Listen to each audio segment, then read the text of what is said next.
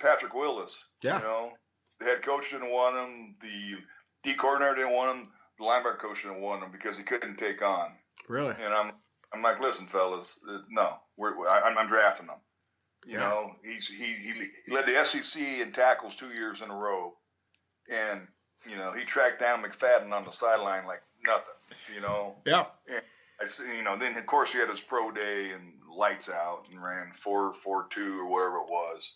You know, and Vernon Davis. Yeah. Same kind of thing.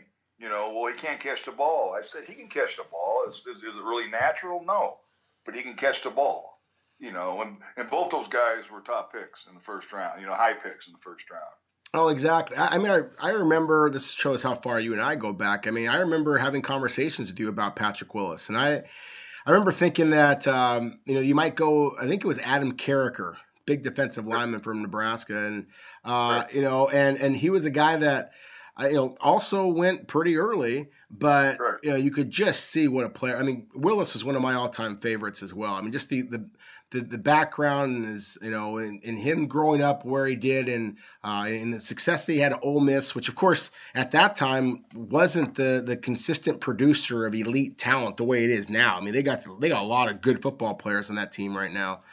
But and so he was absolutely one of my favorites. And then Vernon Davis, I mean, the fact that he's one of those players who's almost kind of remade himself in the NFL. Of course, he was known as this speed demon, but he's become a heck of a blocker, since you got my dog excited.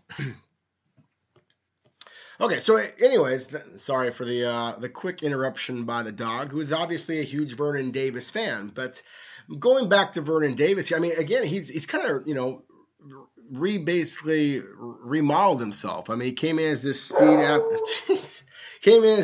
athlete and has since become a better blocker. He catches the ball more naturally, it seems to me, than he did back when he was at Maryland. And that's kind of going back to when we talked before about Drew Brees. These players who have that work ethic, to take advantage of their physical gifts. Yeah, totally agree. And the thing about Vernon, of course, who I know well, of course, I drafted him in San Fran and then brought him to Washington, is he's very smart from the standpoint of taking care of his body in the off season, working out, eating right, sleeping right, doing the right things. And then he works hard at his craft. And that's why he's still rolling. You know what? And I'm telling you, the way he's physically built, he's a freak. I mean, and it's not going to change for the next couple of years. I promise you. Probably he'll be done playing football and still look like he could play football. He just goes about the right way, And same thing with Patrick. He took care of himself. Guys like that. I got multiple guys that I've been around that either I drafted or been part of a draft with. That you do Frank Gore. I mean, why he's still playing is because he takes care of himself in the off season. Is he what he was? No. But he's still in the NFL, and he's still playing on Sundays. Yeah. Guys like that, that's what's so important. Like I said, height, weight, speed, the talent, physical talent, you can see it easy. It's the it factor. It's the person. It's what's inside their chest, what's inside their head. And you can figure that out. That's when you start rocking and rolling, big time. Exactly. And that's one of the things that really jumped out to me. I mentioned before, Ndamukong Suh was the player who I gave the highest grade to. And, it's funny. You mentioned it's what's in their chest. It's what's in their head. I remember, and I'm not going to mention the coach, but I remember flying back home from the Senior Bowl one year and sitting next to one of the Lions Lions coaches and having a conversation with him about Ndamukong Suh. And one of the things I said was that we all see what a phenomenal talent he is. I said, is he a good guy? Is he somebody you can build your team around? And he looked me in the eye and he said, I wish I could say that he was. And I thought, well, now I understand why a lot of people had Gerald McCoy, who of course has stayed in Tampa Bay. Even though I personally thought that Suh was the better player, but I understood then that, and I'm not to say that Suh isn't a good player off the field. I've never, the only conversation I ever had with him is at the combine, and, he's obviously become a terrific player, but it just kind of goes to your point about that they have to be good people. They have to be willing to condition themselves. And, I saw a team in the Rams that are filled with phenomenal football players. I mean, I think that is the most gifted team in the NFL. But I saw a team in the Seattle Seahawks that I think is probably about middle of the road right now in terms of just raw talent.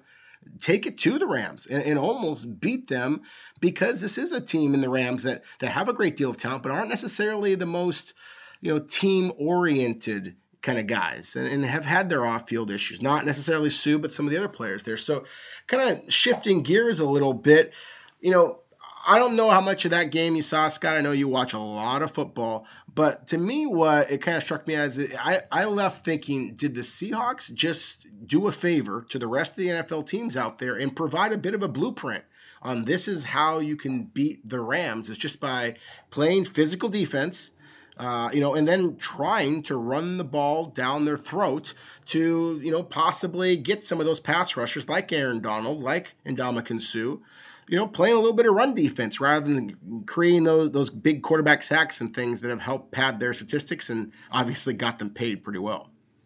Yeah, well, the thing about the Rams, like you said, they're very talented. They got an excellent head coach who coaches the coaches, and the coaches coach the players and put them in a situation to be successful. Now, as you're well aware, there's so much parity in the league. I know they're undefeated and they're 5-0 and all that, which is great for them. But it's each week's a new week, and the tape, the coordinators, D coordinator will watch exactly what Seattle tried to do to them, exactly, and say, okay, well, we can address this, we can address this, we can pinpoint this, we can pinpoint that. The Rams are going to be in the mix no matter what.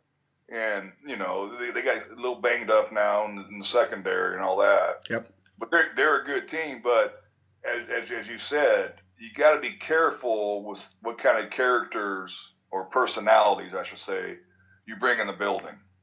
Because when things start going south, things can go south quick.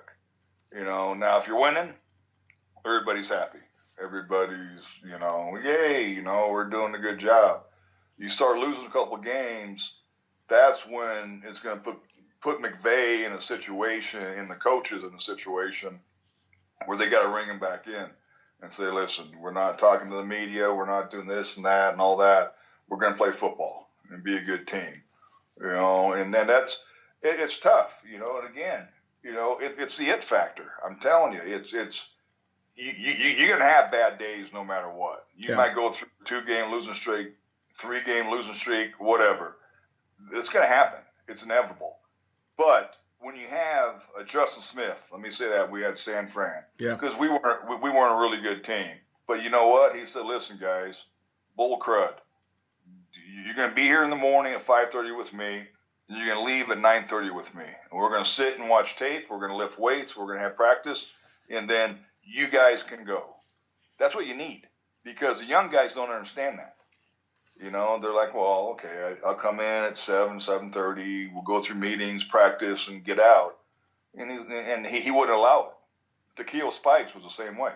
He says, no, I'm buying dinner tonight. Everybody's staying here or watching tape together. That's what you need from a leadership standpoint for a team over a long, 16-game season, whatever, 19-game season, depending on the playoffs, that you have to have. And they're not easy to find. They're not easy to find at all.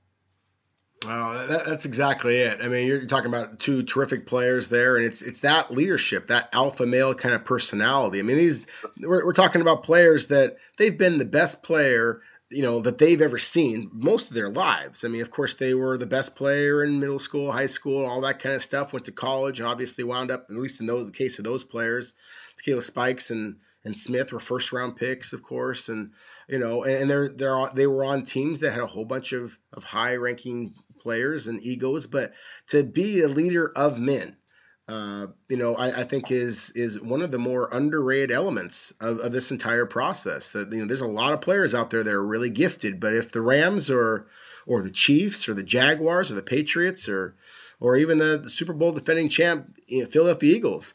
If they're going to be successful consistently, then they have to have that type of leadership. So I'm happy you mentioned that point. Is there? I want to talk about some of the other clubs. We've talked so much about, say, the Kansas City Chiefs, or at least specifically Patrick Mahomes. But I was just so impressed by what the Chiefs were able to do against the Jaguars this last week. I mean, it was their defense that really stepped it up and made some big plays. And you can make the point that Blake Bortles without Leonard Fournette is not as successful, and the Chiefs took advantage of that.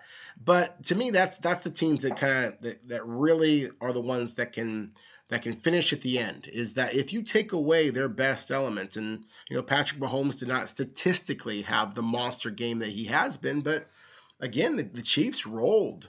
And so I thought that was a really impressive performance by them. Very eager to see how Mahomes and the Chiefs pair up against the Patriots and Tom Brady, of course, this upcoming week. But I also want to talk about some of the teams that have been disappointing a little bit. I thought that the New York Giants would be performing well. I really liked the addition of the left tackle. We talked about him from the Patriots and Nate Solder. I thought that would kind of help their offensive line gel. And then I liked the selection of Saquon Barkley. I thought that the Giants would be able to hit the ground running once you put Barkley in with the rest of that talent on their team. But they've struggled. And the Atlanta Falcons, I think it might be the most disappointing team in the entire NFL right now. 1-4 with all the talent that they have. I'm shocked by that. Did you have any thoughts on the Giants, the Falcons, or any other clubs? Yeah, well, the thing about the Giants, it surprises me too, because going into the season, I thought they had a good chance to make a push for the East title, NFC East title. I really did. What personally, right or wrong, Eli has not played close to how I thought he would play. With the running game. Now, the tight end's been out. He's coming back now. The receiver. I mean, he's causing problems, but he's still talented. Yeah. I thought the Giants would be better than they are. There's no doubt about it. Falcons, of course, now the back's been out, which is a big part of their offense, but the quarterback's a good player. But the thing about both those teams is the defense. The defense that, everybody wants to draft a flashy guy in offense, first round, second round, whatever. We're going to score points. We're going to put points up. But every team I've been on has been a Super Bowl, which was 4 teams, or 4 Super Bowls I've been to. Yeah. The best part of the team, the defense, was the defense. Yeah. Hands down. And people lose sight of that because it's all, and the league office has made it this way. The officials call it this way. It's all offensive led. Yeah. It's like score points, keep the fans happy, keep them coming, keep them watching TV, keep them coming to the game. And I'm telling you, if you go back and look at the Super Bowls in the past, how many times defense was the main issue why they won it, why they got there. It's incredible. And you can never lose sight of that because, you got 11 guys on offense, you got 11 guys on defense, 11 guys on special teams. But everybody wants to say, okay, what about the quarterback? What about the running back? What about the receiver? What about the tight end? What about the defense? That's how you win games because you get late in the year and you're playing on the East Coast, you're going to be playing in bad weather. Exactly. And you got to stop the run. You have to stop the run. And that's, people get excited about the fantasy points and all that. Nah, defense is where it's at. Don't get me wrong, offense is very important. Don't get me wrong. But defense is huge. Huge. I feel like we're related because, literally when I was a kid, my brother and I would, this is kind of silly, but we'd compete to see who had to do all the chores. And we had a ping pong table. And he was better at it than I am. He always has been better at athletics than I have been. And I would literally chant to myself, defense wins championships. Because if I could just return his serve, then I had a chance. But once I try to get too cute and get offensive and try and slam the ball down or anything like that, that's where he would beat me. And so I agree with you. If you mentioned Eli Manning, and I'm looking forward to the debates. Not that I'm looking forward to Eli Manning retiring, but he's going to be one of those players that's going to have some really hot debates about whether he is a Hall of Fame player. And obviously the Super Bowl rings and the success that he has speaks for itself. But you look at those 2 Super Bowl titles